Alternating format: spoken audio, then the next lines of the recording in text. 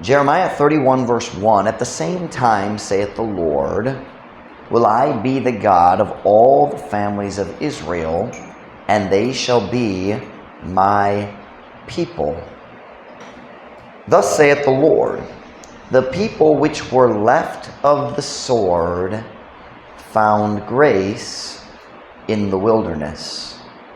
Even Israel, when I went to cause him to rest. The Lord hath appeared of old unto me, saying, Yea, I have loved thee with an everlasting love. Therefore with loving kindness have I drawn thee. Again I will build thee, and thou shalt be built, O Virgin of Israel. Thou shalt again be adorned with thy tabrets, and shalt go forth in the dances of them that make merry. Bisaya, sa samang panahon, nagiyon ang Ginoo, akong mahimo nga Diyos sa tanang pamilya sa Israel, ug sila mahimo nga akong katawhan. Sa ingon, nagasulti ang Ginoo, ang katawhan nga nabilin sa espada, meaning wala sila gipatay, pinagi sa espada, nabuhi pa sila. Ang katawhan nga nabilin sa espada, nakakaplag og grasya tiya sa kamingawan. Busa, ang Israel, sa diha nga kumiadto sa pagpahinabo kaniya sa pagpahulay, ang Ginoo mipakita sa karaang panahon nganhi kanako nga nagiingon, oo, ako mihigugma kanimo uban sa walay katapusang gugma. Busa uban sa mahigugmaong kaayo ako mibira kanimo. Usab ako mutukod kanimo. O ikaw pagatukuron o berhin sa Israel, ikaw pagadayan-dayanan, pag-usab uban sa mga tamborin, ug moadto sa mga sayaw kanila nga naghimo sa pagsadya. Tell my message, and the phrase that drew my attention to this message, this text, title of my message this afternoon, verse number 2, Grace in the Wilderness.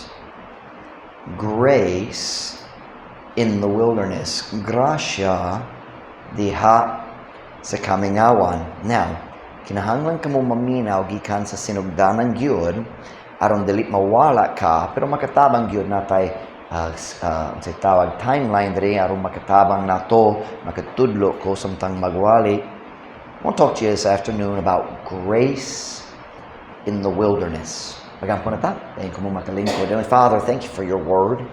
Thank you, Lord, that it never runs out. There's always something new to learn, some new connection to make, some new application to find. Lord, I pray, God, that you fill me with your Spirit as I preach this afternoon. Thank you for your guidance earlier this afternoon as I prepared the message. Now, please, dear God, fill me with your Spirit. Empower me, God, as I preach your word. Pray in Jesus' name. Amen. Pwede ka mo maglingkod. Maglantaw ko sa recording. Sige. Ang atong mga text verses karon hapon anaa diha sa sinugdanan sa millennial kingdom pagkahumandayon sa pagbalik ni Kristo aron magpabarog sa iyang gingharian diha sa Jerusalem. So kining ang mga verses mag-follow I don't know how to say that. Alaot is the form, but I lost the form. But the destructive, let me just use a different word. The terrible days, the maka-alaot, kana ba nga mga adlaw diha sa great tribulation period. Diha sa Jeremiah chapter 30, atong mga text na sa Jeremiah 31. Pero sa Jeremiah 30, ang Diyos naghiskot sa iyang katapusan paghukam batok sa nasod sa Israel.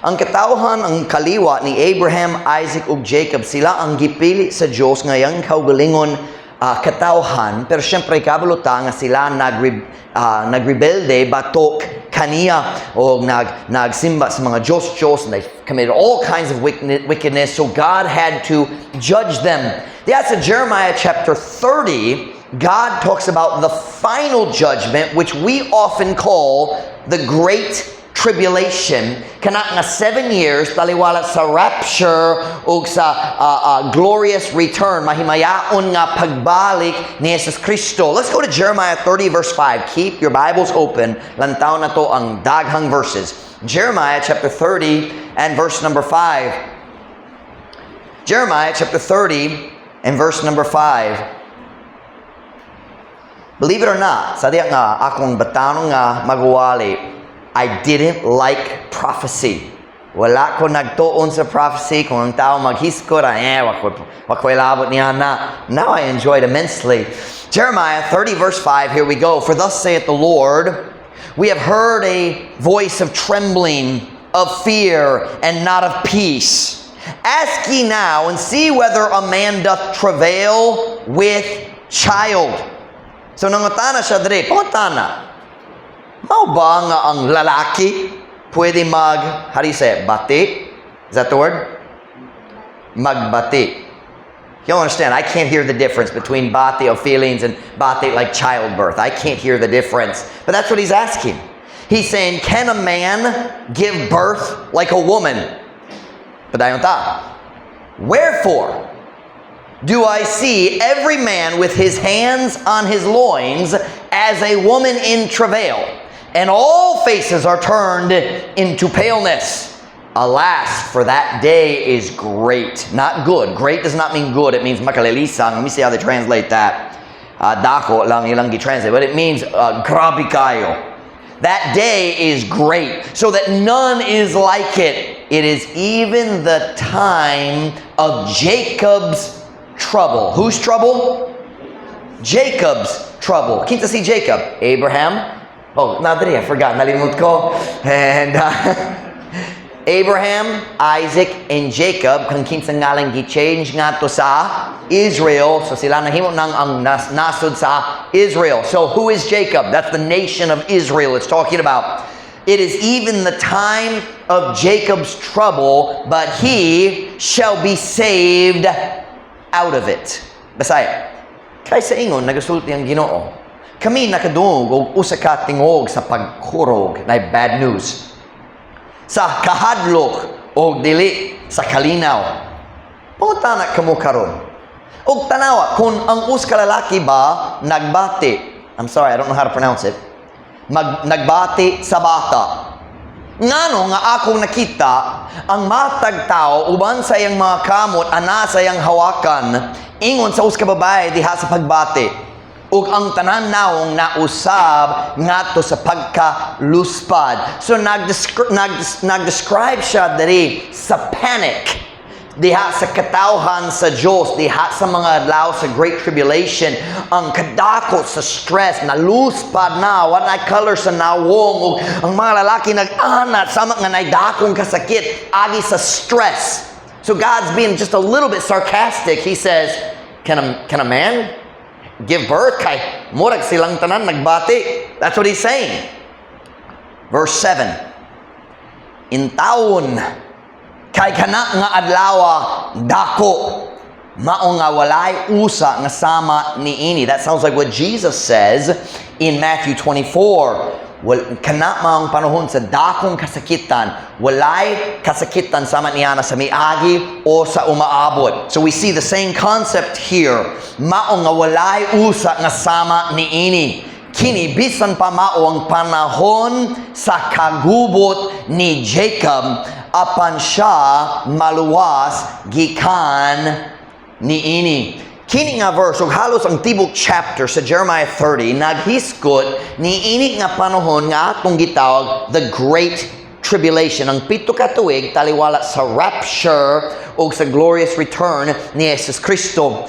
Kung ikaw nakasabot gamay kabayan sa timeline sa Biblia, kabalo ka ang Diyos nagmugna sa tibok kalibutan ug tanan sa 6 days, 6 literal days. Sa ikapito ka nga adlaw, nagpahulay ang Ginoo, not because He was tired, but because He wanted to rest. He created the earth, He gave man one command, ayaw pagkaon sa bunga, sa usa lang kahoy, that one tree, don't eat the fruit, and you know what happened?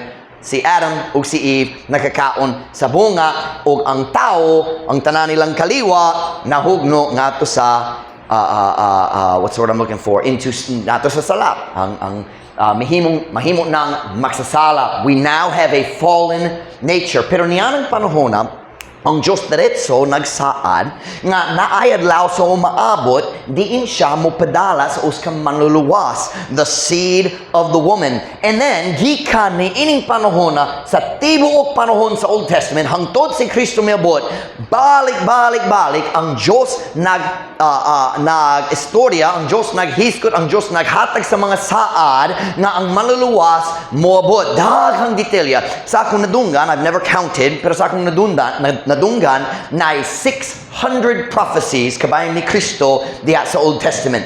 Like I said, I have not counted, so do not ask me for all of them. But that's what I've heard. I could be wrong, but I believe that's what I've heard. Pero ang tibok Old Testament, the Bible says, the volume of the book, it is written of me. Volume means ang kabaga. So ang tibok Biblia, kabahin sa usa lang katao, si Jesus Kristo. So ang Diyos naghatag sa mga saan na padulong ang manluluwas. About 2,000 years after the fall of man, ang Diyos nagpili sa katao kang kitangalan si Abram. Later, ang ngalan gi-change nga to ni Abraham. Pero ang Diyos nagpili o nagtawag ni Abraham nga mugawas gikan sa iyang lugar dito sa modern day Iraq, there in the Mesopotamia, Ur of the Chaldeans, like the Babylonians later, the Chaldeans, si Abraham parente sa mga Chaldeans. Kanaang iyang miagi. Ang Diyos nagtawag kaniya gawas o nagsaad mohatag kaniya sa yuta sa Canaan, the promised land, o gikan kaniya o gikan sa iyang kaliwa ang manluluwas mo abot. I'm sorry if I messed up my grammar just a little bit. But God promised that from Abraham and through his seed, the promised one would come. We skip forward another 2,000 years. O si Kristo niabot. From here to here is about 4,000 years. So really, this should be more center, but it's okay. Pero si Kristo niabot. Now, throughout the prophets and throughout the Old Testament, nasagol ang mga propesiya. Gituyo sa Diyos, kinahanglan ta motuon aron makasabot sa propesiya. Ang klarong pagsaabot sa propesiya, dili alang sa mga tapulan. Kay dili paigo nga mag-search lang sa imong phone or sa computer app. You have to read the Bible again and again and again and again. Ug hinay-hinay ang mga bahin sa propesya the pieces of the puzzle will become clear in your mind. But let me very quickly explain the prophetic line of Christ. Ang unang panahon si Kristo niabot, siya niyanhi dali ingon nga ang karnero sa Dios nga mukuha sa sala sa tao pinagi sa iyang kaugalingong sakripisyo. Jesus came down, he was born, we call it Christmas. Jesus Christ was born, ang Dios nahimo ng tao, nagdawa siya sa unod ug kinaiya nga sama sa atoa. He lived 33 years, pareho siya kanato gawa sa usa lang ka lugar, wala gyud siya sala. Si Kristo, he was tempted in all points like as we, yet without sin. Dayon, namatay siya sa cross, gilubong, nabanhaw. I would like you to notice the beautiful rock that I've drawn right here. Tanawa, nakita ninyo, bisan kita na rin nakamatikod sa kanindo sa akong bato. Look at the rock. Jade, nindo, di ba? Jade, do you want to play the piano for our ensemble? Ganahan ba? And, okay, you know what you call that? Blackmail. All right, so, si Kristo namatay sa cross, gilubong, and then 40 days after the resurrection, unsay gihimo ni Kristo, misaka siya ug mibalik ngadto sa langit. Asa si Jesus karon. The Bible says, naglingkod siya sa tuo nga kamot sa Dios nga Amahan. Ang trono ni Kristo dili dito sa langit. Ang trono ni Kristo dari sa kalibutan, pohon-pohon. He sits at the right hand of the throne of God dito sa langit. He's waiting for the day in the future that we call the rapture. The rapture. Naidaghang kalibog kabayan sa rapture, glorious return, tribulation. Ang tao magsulti, una ang tribulation, dayon ang rapture, ang tunga-tunga. But if you just read the Bible, kumubasa sa Biblia ug magbaliwala sa tanan panagbingkil diha sa internet o bisan unsay lain ang gisulti sa mga tao. If you just read the Bible, it becomes very, very clear. There's the rapture, the tribulation, And then what we often call the second coming, I like to call it the glorious return, and here is why.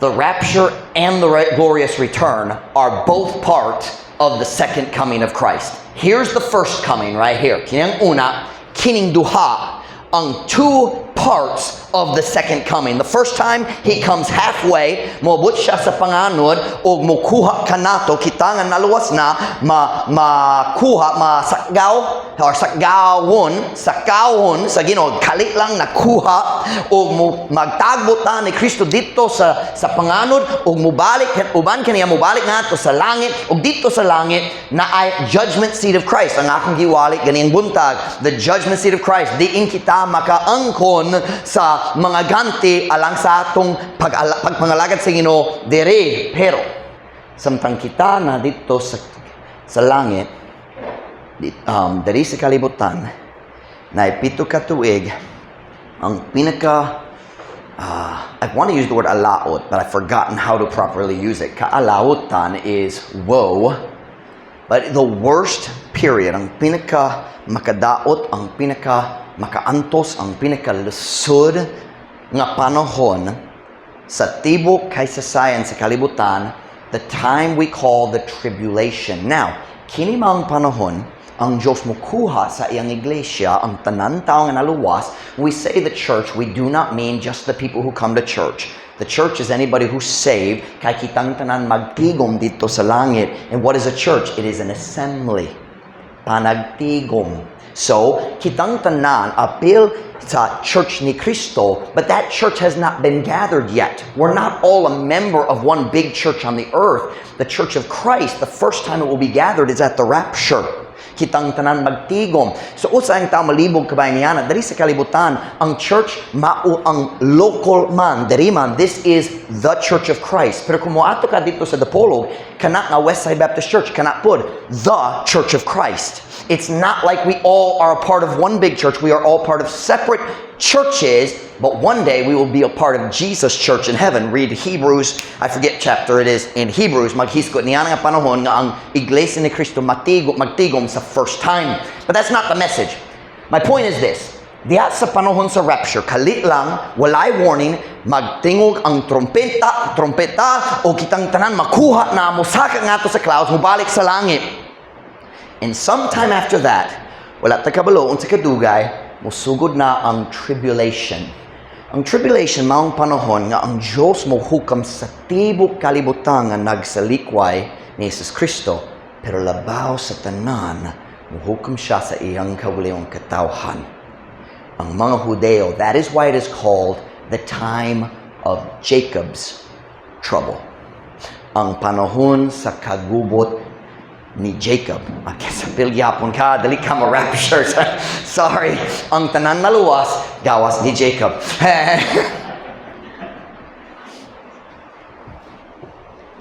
Now, I have all this in my notes, but I need to figure out where I am. Lukop sa history sa Israel, ang Diyos, balik nagsilot sa iyang katawhan. There's the 70 years in Babylonian captivity. Many times before that, but 70 years in Babylonian captivity. But at the same time, there was a 490 years where God multiplied that 70 years by 7. 7 times 70 is 490. And God said, for 490 years, ako muhukom nimo. And that 490 years went from the time of the Babylonian captivity all the way through to the life of Christ. Og sa dihang si Kristo gisalikway sa mga leaders sa Jews dito sa Jerusalem, and they nailed him to a cross. That 70 weeks, 490 years. Because in Hebrew, when you say a week, pwede days, pwede pud years. So 70 weeks, meaning 70 sevens. 70 times 7 years. So 490. Pero sa dihang si Jesus gisalikway, ang Diyos nag-pause diya sa 69 weeks. Niabot na sa 483 years. Si Kristo gilansang sa cross, and God put the 490 years on pause, ug nagpadaplin siya sa iyang katawhan ni ining panahon na dere, o dili na siya mo gamit sa Jews para sa iyang gingharian, karon mo gamit siya sa iyang church aron magpakala sa mensahe sa kaluwasang pinagi si Jesus Kristo. Right now, the Jews have been put on the shelf. They are still God's people, but the clock has paused. Pero napay 7 years sa pagsilot na mobot pa diha sa panahon natong gitawag the tribulation. It will be God's final punishment for their endless rebellion, rejection of God in the Old Testament, rejection of Jesus in the New Testament, hangtod karon. Kumuadto ka dito sa Israel karon, they still reject Jesus Christ as a nation. Siyempre, naay mga Jews nga individual, mga tinagsang Jews, one by one Jews nga nagatuog, naluwas, pero the Jewish nation as a whole still rejects Jesus. Nagsalikway gihapon ni Jesus, nagdumili sila mo to nga siya gyud ang ilang Messiah nga gisaad sa Old Testament. So we have the tribulation coming when God is going to judge them for the final time. This is the time when He kills the wicked and deals with them as a nation because of their continued rebellion. Now, let me find where I am. Go to verse 14 where God very clearly describes why this punishment is coming. Jeremiah 30 verse 14.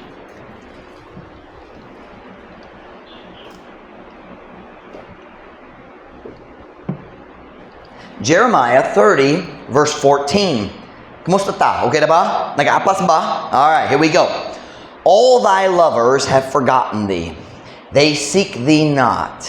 For I have wounded thee with the wound of an enemy, with the chastisement of a cruel one, for the multitude of thine iniquity, because thy sins were increased. Verse 15. Why criest thou for thine affliction? Thy sorrow is incurable for the multitude of thine iniquity. Because thy sins were increased, I have done these things unto thee. So God is explaining why this is gonna happen. Nga naman siya maghimo nini nga murag bangis nga pagsilot batok sa iyang katawhan. Basaya verse 14. Ang tanan nimong mga hinigugma nakalimot kanimo. Sila wala nangita kanimo. Kay ako misamad kanimo pinagi sa usa ka samad sa usa ka kaaway. Uban ang kastigo sa mabangis tungod sa kadaghan sa imong kadawtan. Tungod kay ang imong mga sala midaghan. Ngano nga nagasinggit ka lang sa imong kasakitan. Ang imong kaguod dili, well that's weak.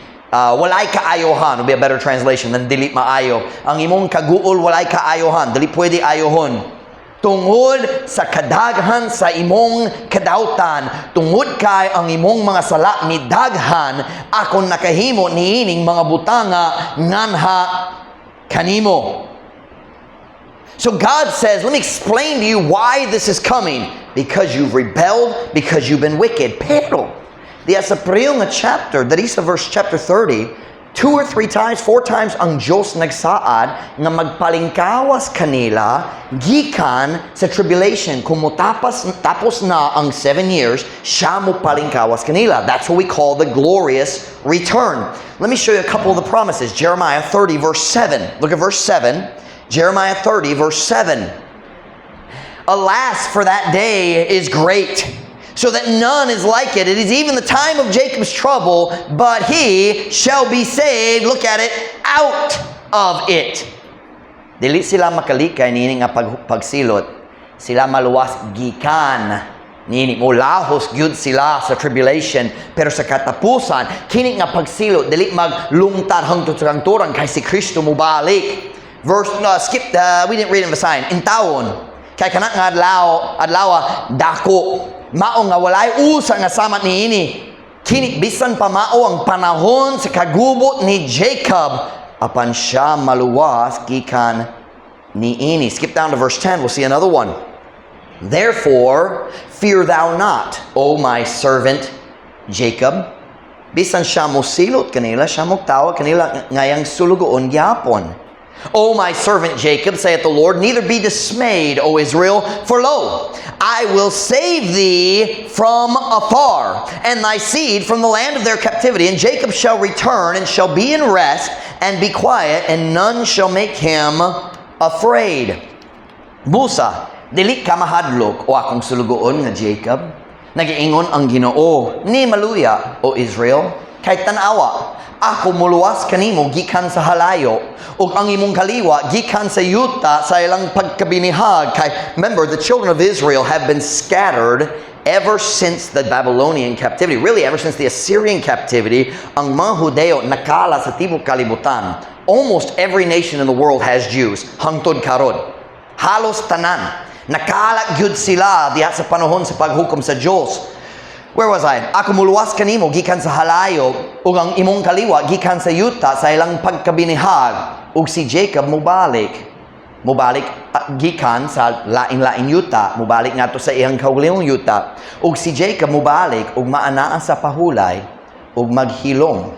Well, we know it's not this Jacob kay dili siya maghilom. That was mean. I'm sorry. It just occurred to me. Og maghilom, where am I? Ug walay maghimo kaniya sa pagkahadlok. Diya sa katapusan sa tribulation period, si Jesus mo balik, but this time makit-an siya sa tanan. At the rapture, he comes like a thief. Diya sa rapture, the Bible says, siya mo bot sama sa kakawatan sa gabi. What does that mean? Dili ka mo kita sa kawatan sa gabi. Musulod siya, mukuha, mulayas. Diba? And that's what the rapture is. Jesus comes down, kumukuha siya nato, o mubalik siya sa langit. But at the glorious return, ang Biblia nagyon, matag mata mo kita kaniya. He'll come back in His glory. The Bible, Jesus said in Matthew 24, sama sa I forgot the word for lightning. Kilat, sama sa kilat nga magsidla gikan sa east ngadto sa west kana sama niya na ang pagbalik ni Kristo, meaning ang tanan mo kita niya na dili matago, walay pagduwa-duwa. At the end of the tribulation, syempre daghang Hudeo namatay na, pero napay pipila. God always has a remnant. And at this time, when Jesus comes back, kini manggurang panahon nga sila, finally, after so many years, ang nasod sa Israel, modawa ni Kristo, ingon nga ang ilang Messiah. They will finally acknowledge who He is. Go to Romans 11, verse 26. Romans 11, verse 26.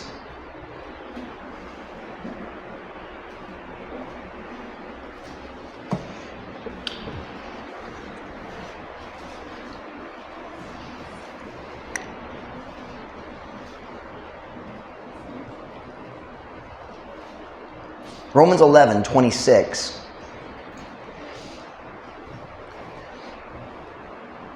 Kunanas, amen?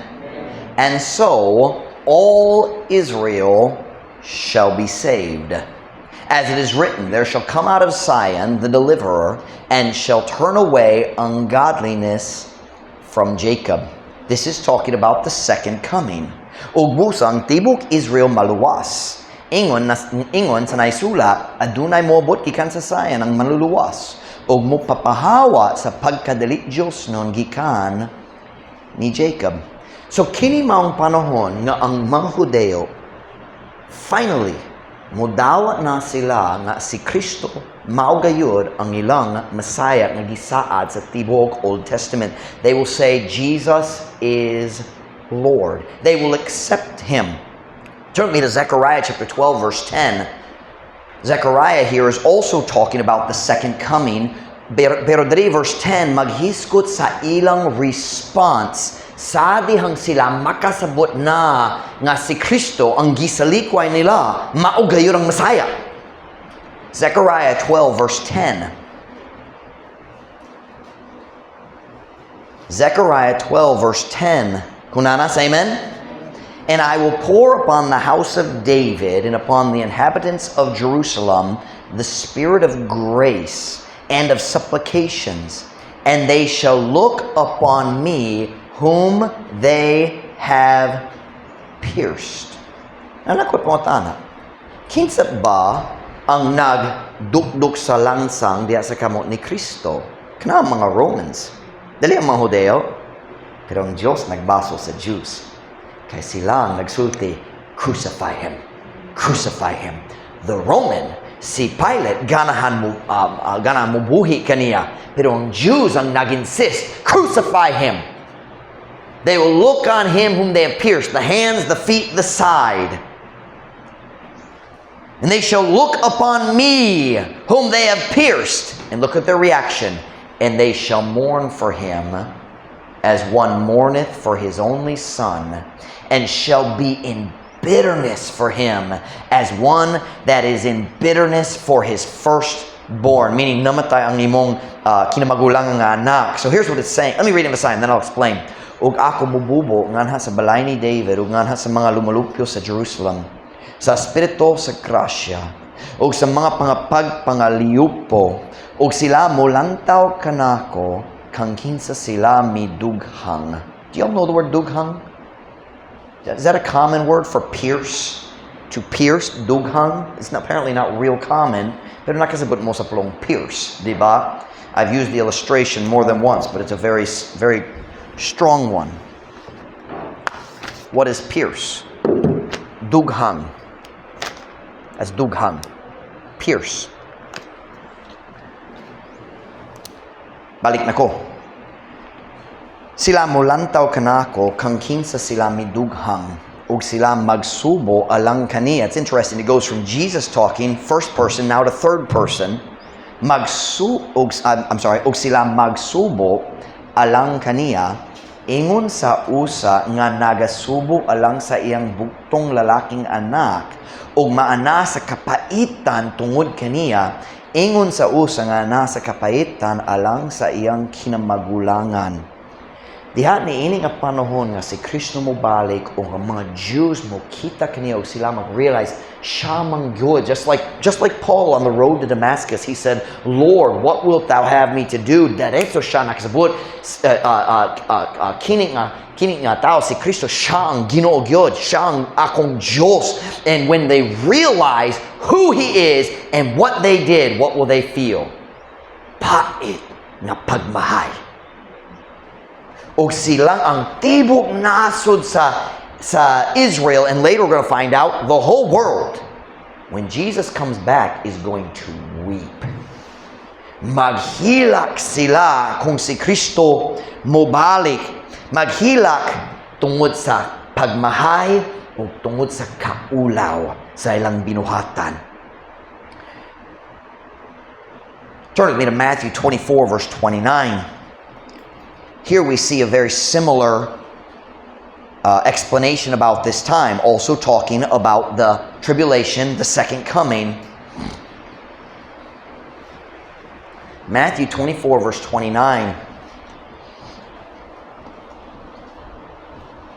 Kunana, say amen?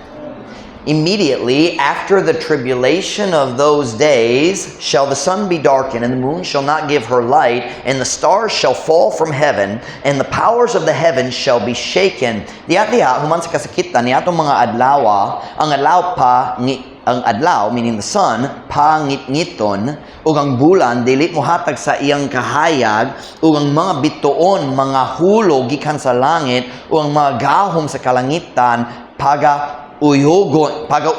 So he's talking about right at the end of the tribulation, the terrifying things that we see in the book of Revelation about the stars and the terrible things that are going to happen. He's discussing some of that, and he says, right after all that, so pagkahuman ni anang tanan, look at verse 30, and then shall appear the sign of the Son of Man in heaven. Diha sa rapture, walay sign sa langit. Walay nakita. Then shall appear the sign of the Son of Man in heaven. And then shall all the tribes of the earth mourn. That sounds familiar, doesn't it? But it's not just Israel. All the tribes of the earth. And they shall see the Son of Man coming in the clouds of heaven with power and great glory. Excuse me. Ug unya magpakita ang ilhanan sa anak sa tao diha sa langit. Ug unya ang tanan mga tribo sa yuta magsubo ug sila makakita sa anak sa tao nga nagaabot diha sa kapanganuran sa langit uban sa gahom ug dakong himaya. This is not the rapture. Kini dili sama sa kawatan sa gabi, kini makit-an sa tanan. Some people try to put these two together. That makes no sense. Kay kini lahi gyud sa description ni ini diri. But there's a reason they get confused. Look at the next verse.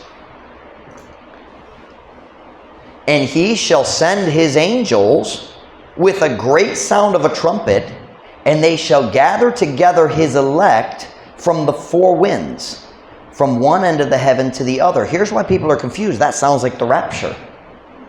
But wait a minute. Asa man ang mga Hudeo hangtod karon?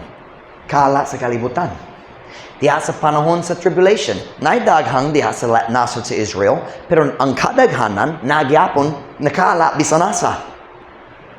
So unsang unang butang nga himuon ni Kristo sa dihang mobot siya diri when he stands on the Mount of Olives. The Bible says he nagsaka siya ngato sa langit gikan sa Mount of Olives ug kumubalik siya sumalat sa Zechariah, kumubalik siya ang iyang tiil mubarog diha sa Mount of Olives pagusab, and the mountain will split in half. It'll be a great earthquake ug daghang butang, pero unsa ang iyang unang buhaton? Sa diya mobot siya, mo-blow sa trumpet, nagsugo siya sa mga anghel, ug sila mo ato, ug mukuha sa iyang katawhan. Ug mudala kanila ngadto sa Israel, not heaven. Israel. Did I read it in the sign? I didn't. Ug siya mo padala sa iyang mga anghel. Uban sa uska makusog nga tingog sa trumpeta, ug sila mo tigom pagtingob sa iyang mga pinili gikan sa upat ka gigikanan sa mga hangin, gikan sa uska tumoy sa langit ngadto sa lain. The elect mentioned here goes all the way back to Abraham. Siya ang pinili sa Diyos uban sa iyang kaliwat. It's not talking about us. Kay kita nakuha na diri sa rapture. Naghiskod diri ang mga kaliwa ni Abraham, Isaac ug Jacob nga nag-survive, nabuhi pa human sa panahon sa tribulation. Daghang namatay pero kini ang mga buhi pa. These are the Jews who are finally ready to accept their Messiah. Now, there may be a few, not basing na ipipila nga rebelyoso gyapon. I think I could prove that, but I'm not going to go down that road today. Kaya ang kadaghanan nining panahon na mudawat na gyud ni Jesus, ug I think naipipila nga pagapatyon. So we've gone through the whole explanation, all of that to bring us back to our text verses in Jeremiah 31. Would you go with me please to Jeremiah 31 verse number 2. Jeremiah 31 verse number 2.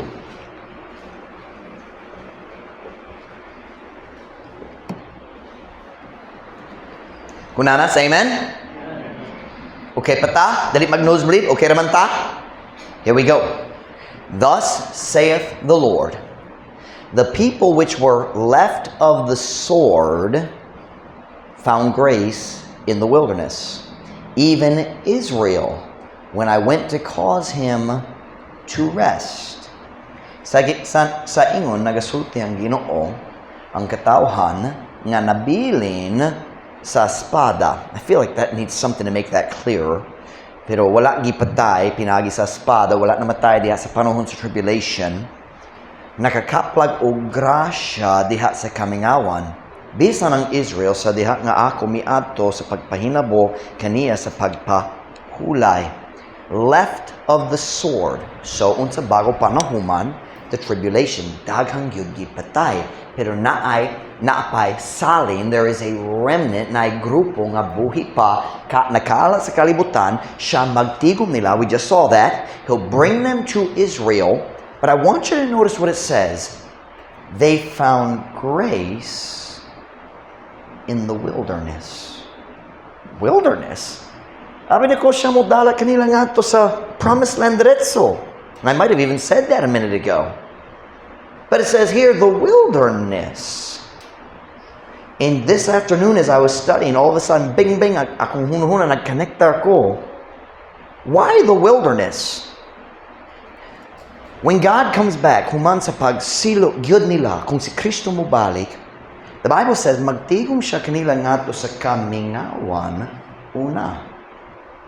They found grace in the wilderness. Why the wilderness? Let's go to Ezekiel chapter 20, verse 33. Once again, another prophetic passage. We're going to read 33, Ezekiel 20, verse 33.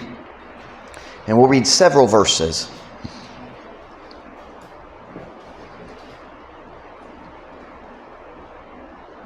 This is, once again, talking about the tribulation and what follows it.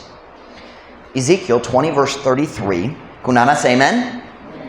As I live, saith the Lord, surely, with a mighty hand, and with a stretched out arm, and with fury poured out, will I rule over you. Ingon nga ako buhi, nagiingon ang Ginoong Diyos. Sa siguro, pinaagi sa uska gamhanang kamot, o pinaagi sa uska tinuyhod nga bukton, o pinaagi sa kalagot nga gibubo paghawas, ako mo dumala, ibabaw kaninyo. That is talking about the tribulation. Go to verse 34. And I will bring you out from the people, and will gather you out of the countries wherein ye are scattered. Okay, so we've been talking about this. Nakala sila, kung si Kristo mo balik, siya mo tigong kanila. Let's finish the verse. Wherein ye are scattered with a mighty hand, and with a stretched out arm, and with fury poured out. He is not saying, ako mutigom ninyo pinaagi sa kalagot. He's saying, ako nagpakalat ninyo pinaagi sa kalagot, but I'm going to gather you back. So don't be confused by the end of the verse. That's referring back to verse 33. I scattered you with rage and with anger, but I'm going to bring you back out of the countries where ye are scattered. Bisaya, ug ako modala kaninyo gikan sa katawhan, ug mutigom kaninyo gikan sa kanasuran, diin kamo nakaatag, pinaagi sa kagamhanang kamot. So how were you scattered? Giyon sa nga sila nakatag, pinaagi sa kagamhanang kamot, ug pinaagi sa tinuyhod nga bukton, ug pinaagi sa kalagod nga gibubo pagawas. So once again, he says, I scattered you, I judged you, but then at the end, I'm gonna gather you. Look at verse 35. Asa sila magtigom. And I will bring you into the, what? I mean, verse 35, Ezekiel 20, verse 35. And I will bring you into the wilderness of the people. And there will I plead with you face to face. Ug ako modala kaninyo ngadto sa kamingawan sa katawhan, ug dito ako makiglalis kaninyo. I'll explain that in a minute. Nawong sa nawong. The word plead there in the Bible is the idea of magfile sa kaso. We're going to have a hearing. Pleading is what you do in court. You have the defendant and his lawyers, and then you have the complainant and his lawyers, or however it works, and they plead with each other. That doesn't mean maghangyo, it means makiglalis diha atubangan sa judge. So it's the idea, makiglalis is not incorrect, it feels a little confusing. But it's the idea of, we're gonna have a hearing. All these years, the nation of Israel rejected their God. When Jesus comes back, they're going to have to talk to him face to face. No more prophets. Si Jesus mismo. He says, ako modala kaninyo ngata sa kamingawan. And we're going to talk. But there in the wilderness, that's what we saw a minute ago. In our text verse. Diha niya nga panahon nga when Jesus says we're going to have a hearing, what does he offer them? Grace. In the wilderness. Human sa pagsilot unsa iyang itanyag, grasya gihapon. After the greatest suffering caused by great sin, ang pinakadakong pagsilot sa tibok kasaysayan sa kalibutan, unsa ba ang itanyag sa Ginoo sa iyang katawhan? He says, we're going to have a hearing. Pero unsa yung i-offer? Tell you what, I'll give you grace again. Katingalahan ang batasan sa atong Ginoo. He offers them grace. Look at verse 36. But why the wilderness? This is interesting. So in verse 35 it says, I will plead with you face to face in the wilderness. Verse 36, like as I pleaded with your fathers in the wilderness of the land of Egypt, so will I plead with you, saith the Lord. Sama sa akong pagpakiglalis sa inyong mga amahan diya sa kamingawan sa yuta, sa Ehipto, sa ingon, ako makiglalis kaninyo, nag-iingon ang Ginoo nga Diyos. Here's what God's saying. I'm going to treat you just like I treated your fathers. Ako magtagad sa inyong kayong pagsama sa lahat. I brought them out of Egypt. Akong plano mo dalat nila sa lud sa promised land. Pero una, kinananta na hearing diha sa wilderness. And in the wilderness, what did he do? He gave them his commandments and they didn't obey. He gave them a covenant and they broke it. Sa wala pa si Moses, minaog gikan sa bukid, sila naghimo na sa mga statua. Diba? But he says, this time it's gonna be different. Verse 37. And I will cause you to pass under the rod. That's another reference to the punishment. I will cause you to pass under the rod, and I will bring you into the bond of the covenant. Ug ako mo pahinabo kaninyo sa pag-agi lalom sa bunal, ug ako mo dalat kaninyo ngadto sa gapos sa pakigsabot, a binding agreement. Gapos is not negative, it is a binding agreement. Remember when Moses gave the message to God's people, what did they say? Ang tanan nga gisugo sa Ginoo among buhaton. Pero wala na hitabo. Diba? But this time he says, I'm going to make a new covenant. We don't have time to go look at it, but several times in the prophets he talks about, I'll make a new covenant. I will put my word in their heart. O dali na sila kinahanglan musulti, kinahanglan ta mo do sa Dios, kayang tanan tao kailanan ako. That's talking about the millennial kingdom. He says, we're going to have our discussion, we're going to have our hearing, I'm going to offer you grace, and then I'm going to bring you into a new covenant. Let's go back to Jeremiah 31 verse 2. He says, I'll bring you into a new covenant, ug kung sila magsabot na uban ni Jesus, kanat man, watch, mahimo na ang sinugdanan sa millennial kingdom. They will accept him as their king, just like David, nagsabot siya sa mga leaders sa Jewish nation. Kung ikaw mo basa, si David nahimong hari, but first they reached an agreement. He made a covenant with Judah and then later all of Israel. Jesus says, we're going to make an agreement. Kamo mo dawat na ako ang inyong hari. And that will begin the millennial kingdom. Diin si Kristo maghari gikan sa Jerusalem, maghari siya sa tibuok kalibutan. Now let's go back to Jeremiah 31 and verse 2. Thus saith the Lord, the people which were left of the sword found grace in the wilderness, even Israel, when I went to cause him to rest. Sa ingon, nagasulti ang Ginoong katawhan nga nabilin sa espada, nagakapalag og grasya diha sa kamingawan, bisan ng Israel, sa diha nga ako miadto sa pagpahinabo kaniya sa pagpahulay. Here's the application. Very long Bible study. Daghang nakatunan, pero kini ang application. Nini nga verse, makita na to, uskan nindo nga picture sa batasan sa atong Diyos. Human sa pagsilot, unsa ba iyang gitanyag? Grasya, gyapon. O bisan kini nga mga verse, wala kabahing gayud sa atwa karon ang batasan sa Ginoo sama ra gyapon. When we make a mistake and we mess up, masayop ta, kita makasala, o ang resulta, basin ang pagsilot gyud sa Ginoo, basin ang resulta lang sa atong sayop, modanga sa atong kinabuhi, sakit kaayo. Human sa pagantos, unsay buhaton sa atong Ginoo. He says, come on, matag ta sa kamingawan. Magsabot ta. Ikaw ang nakasala, di ba? Uy, remember sila maghila kung si Kristo mo balik? Grabe kayo yung pagmahay, di ba? Yeah. Napakoy grasya para nimo. Napakoy grasya para nimo. Let's read the next two verses, verse 3 and 4.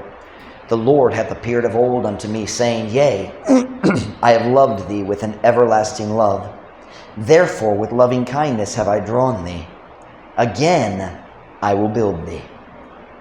That's the millennial kingdom. Again I will build thee. And thou shalt be built, O Virgin of Israel. Thou shalt again be adorned with thy tabrets, and shalt go forth in the dances of them that make merry. Ang Ginoo mipakita sa karaang panahon nganhi kanako nga nag-iingon, Oo, ako mihigugma kanimo uban sa walay katapusang gugma. Busa, uban sa mahigugmaong kaayo ako mibira kanimo. Usab, ako mutukod kanimo. You know what God says after we mess up, masayop ta, magguol man, magmahay. God says, hey, Alexa, muato ta sa kaminyawan, storya ta. Gigo magyapon ko nimo. Sa'yo pong grammar, gigo magyapon nako. That's wrong grammar. Naiguma gihapon ko nimo. I still love you. I still want you. Ganang gihapon ko kanimo. Ako mo dawat nimo balik. Ug ako mo tukod kanimo pag-usap. Kina nga atong problema. Kitang tanan na mga sayop sa atong kinabuhi. Kitang tanan. Pero human sa us ka sayop, ang yawa, siya nga nagtintal ka nato, human sa sayop, diretso siya mo do maghonghong sa imong dalunggan. Ang Diyos nagundang na kanimo. Pilit na gyud siya mo gamit nimo pag-usab. He doesn't want you anymore. And I just want to say today, kung ikaw makadungog niya nga honghong, I just want to say, the devil's a liar. Kanadali ang batasan sa atong Diyos. Kung masayop ta, siya mo tugo ang pagsilot mo, bot. Siya mo tugo kita mo tilaw sa pait nga bunga sa atong mga decision. Pero human sa kasakitan, ang siyang gisulti. Hey, tanawa. Wait. Tanawa. Napakoy grasya dire. Wala pa nuhuro. Takog yun mong sala. Pero ako napay grasya para nimo. The devil says God doesn't want you. He's lying.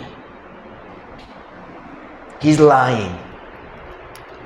God will take you back. Siya mo dawat nimo. Huwag mo gamit nimo pag-usap. Pasing dali ka kinahang naninig na mensahe karon. Pero pohon-pohon manginahanglan ka. One of these days, you're gonna mess up. Magmaluyahon ka. Maghimo sa bad decision. Kung yawa, maghonghong kanimo. Diyos nag-undang kanimo. Panahon imong gipangbuha. Dili siya mo gamit nimo. Layo gyud ka gikan niya. And here's what you gotta say. Pero ang iyang grasya, wala pa nahurot. O balik ko sa Ginoo. Tukong na mga ulo, yung mga